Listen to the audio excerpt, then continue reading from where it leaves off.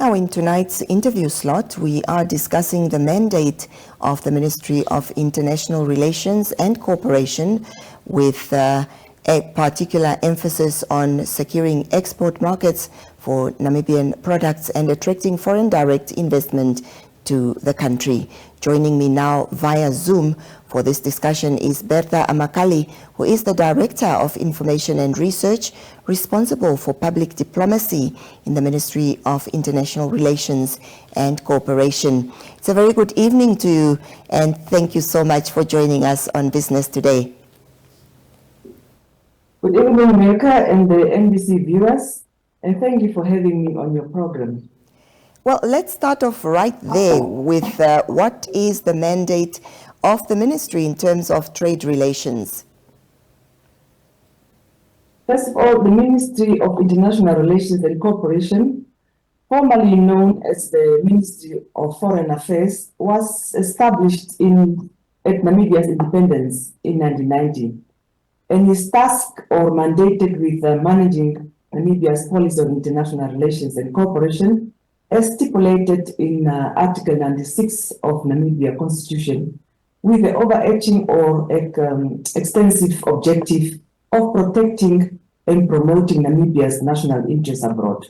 Now, there are 5 guidelines contained in the Article 96 of the Namibian Constitution, which are adopt and maintain the policy of non-alignment, promote international cooperation, peace and security, create and maintain just and mutual beneficial relations among nations, foster respect for international law and treaty obligations, and lastly, encourage the settlement of international dispute by peaceful means.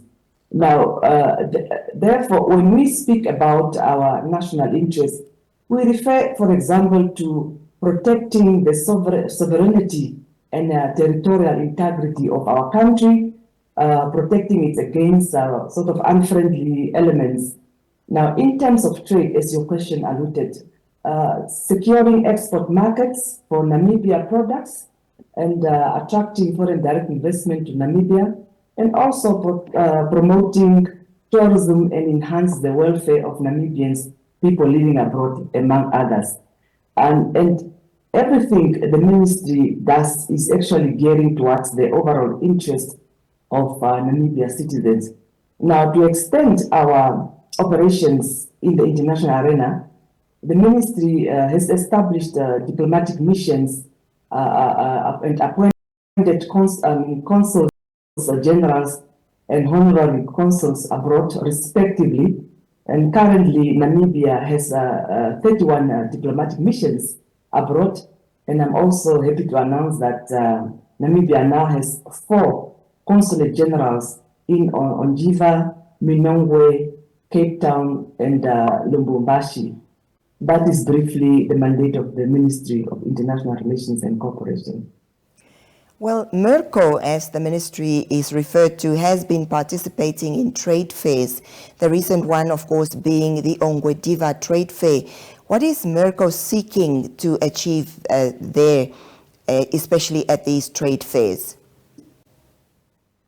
As you rightly said, MIRCO have been participating in trade fairs and exhibition, not only locally. We have also been participating in regional and internationally also. More than ever, I mean, organizing exhibitions, trade fairs, and exposures remain integral, or I can say essential, to promote products and establish business connections between our country, Namibia, and other countries. But locally, inside the country, we realize that the functions of the ministry and its contribution to social sort of economic development at home is not well known by the Namibian public. Hence, I think the efforts of the ministry's participation in annual industrial and agricultural trade fairs and exhibition in towns such as that you mentioned, Ongwediva, Keetmanshoop, Swakopmund, Opuwo, just to mention a few. And all these trade fair and exhibition are all aimed at creating public awareness about the ministry's mandate. Well, would you say that Namibian business people are well informed about the work of the ministry as well as its embassies abroad? And when they are traveling, what is it exactly that they should know about? I should say yes. The work of the ministry is becoming well known, especially by the business community. Our ministry work together or in conjunction with the Ministry of Industrialization and Trade, and also with the Namibian Investment Promotion and Development Board to support the government's economic diplomatic efforts. And also now by working with our 35 foreign mission to facilitate business forum in the country and abroad, and also to sort of organize investment, promotion events in Namibia as well as in many countries. For example, for now, the Minister of Industrialization and Trade is currently organizing the launch of the U.S. Africa Development Foundation Market Access Support Program on the 27th August to 5th September this year in Namibia. And they have invited our Namibia ambassador to the United States, Ambassador Margaret Mensah Williams, to attend this important launch. For example, also this year, the Namibia Investment Promotion and Development Board also extended an open invitation in the print media to the business community to be part of the investment promotion mission in the following countries. That's now Ghana, Russia, Cuba, Angola, Brazil, and China. Now, for the purpose of exploring sort of business opportunities in those markets. So you ask the question, what should they know when they are traveling? If I'm right, when they go to travel. Yes. So when Namibians are traveling abroad, irrespective whether they are business people or they are tourists, one of the important things is when they are about to travel or find themselves in foreign countries, we encourage them to inform our diplomatic missions, our embassies, and our high commissioners, to inform them that they are around, so that if something happened to them, then they are able to provide support to them, not necessarily just to pitch up in a country and when something happened to you, that's the time you are informing our missions that you're in trouble. So we encourage them to inform the mission in advance. Right. Now, you were talking about the investment promotion mission, one of which was supposed to be taking place in Ghana, but we understand that the one that was supposed to take place there on the 17th to the 19th of September has been called off. Is there any reason why it was called off?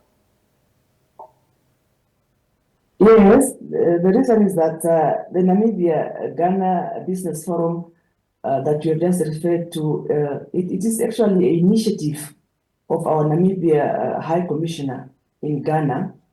And now, due to the conflicting, I think, schedule with partnering institutions, and in order to sort of attract maximum participation from all key stakeholders, so the mission, resolved to sort of postpone the business forum for future date and to be confirmed in due course. But what I can say, however, the preparation work will still continue in anticipating for the announcement of the new event date. But the good news is that there was a significant interest in the Ghana mission by the business community. And so far, our record indicate that at least 20 business people have actually registered for this Namibia-Ghana Business Forum. Well, talk to us about how the ministry has been able to secure export markets for Namibian products, and are you able to give us examples of those markets? So one of the aim of the ministry and its diplomatic mission is to secure new markets for Namibian products. Now, in collaboration with the Ministry of Industrialization and Trade and the Namibian Investment Promotion Development Bank, and the Namibian Chamber of Commerce also, and its partners, the ministry sort of has been organizing trade and investment missions to various countries aimed at sort of exposing Namibian companies to further linkages and opportunities to export valuable sort of added manufacturing product services, and also to attract and exploit foreign investment and trade opportunity. Now, our trade and investment promotion activities have been taking into account that growth and development of our country lies in diversifying our economy, so that we are not only sort of exporter of raw material, but are focusing on value-added processing and manufacturing that should present Namibia with sort of a real opportunity to attract meaningful foreign direct investment that will create jobs and also further diversify our export baskets. Oh, I mean, if you ask about an example, a good example could be a visit by a Namibia cosmetics company called Nancy. They went to Ghana to sort of explore and partner with Ghanaian counterparts in cosmetic industry. As you might also know that our beef also found a market in countries like China, Ghana, DRC, the United States of America, and the United Arab Emirates. And now, as Namibia also start recognizing the importance of global energy, transition, and in sort of cooperation with Namibia Investment Promotion Development Board and the Commissioner for the Green Energy Commission, several of our missions, including our diplomatic mission in Belgium, Germany, Washington, D.C., and New York, were very, very successful in fostering cooperation with countries that are ideally positioned to become leading green hydrogen hubs. That's why I can give example. Yeah, well, you mentioned that products such as beef and cosmetics are, some of the products that are being exported. But what other products is Namibia well known for, and how does this affect the job market locally? I can say that Namibia's key industries are currently mining. It is now the diamonds, our uranium, lithium, copper, and others. We also talk about fisheries, tourism and agriculture, beef, dates, grapes, blueberries and charcoal. And it's actually mostly exported driven. For example, we export our grapes to the European market in Belgium. As I mentioned earlier, we export our beef to West Africa. The berries are exported to the European market, just to mention a few. So economic growth will affect Namibia's job market positively if an increase in direct or indirect job opportunities is actually going to be created. But we must also understand that diplomacy is not only about economic. Encouragingly, I can say that in some cases, foreign investors also invest in skills transferred to Namibians. So we talk about human resource development, educational opportunities, and these are for the ordinary Namibian people.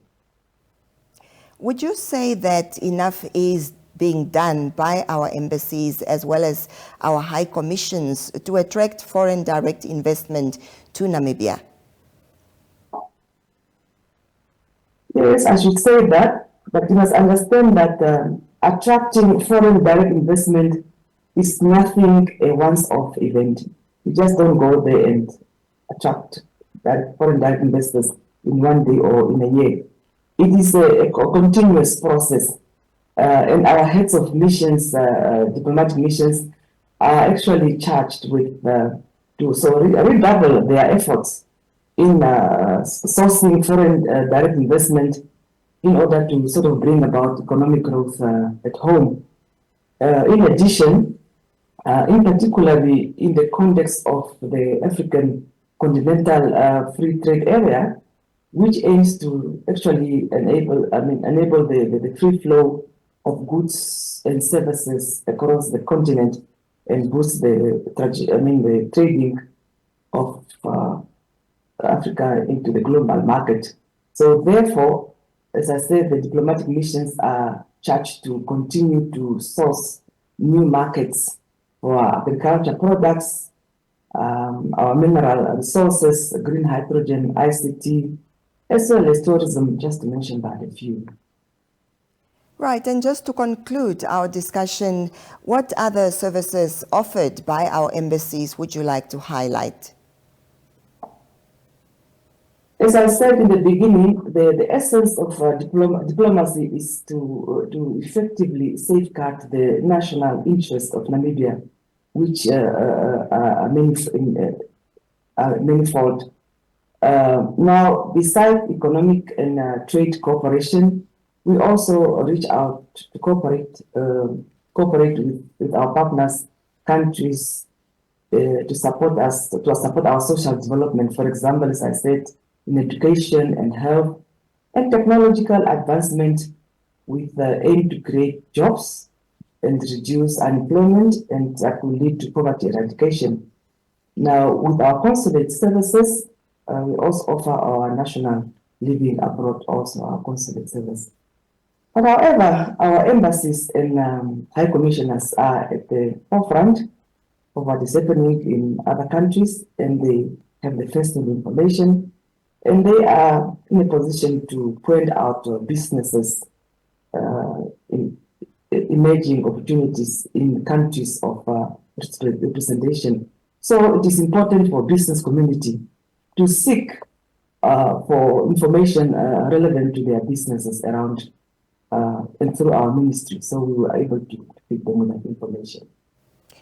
Well, Bertha, let me thank you so much for educating us and sharing all that information with us tonight.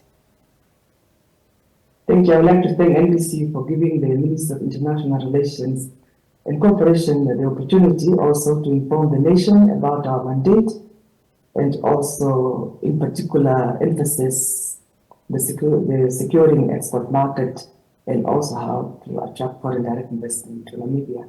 I thank you for the opportunity. Thank you so much for that. Well, that's Bertha Amakali, Director of Information and Research, responsible for public diplomacy in the Ministry of International Relations and Cooperation, discussing the ministry's mandate of securing export markets for Namibian products, as well as attracting foreign direct investment to Namibia. Of course, Business Today will be right back after this short break, so stay with us.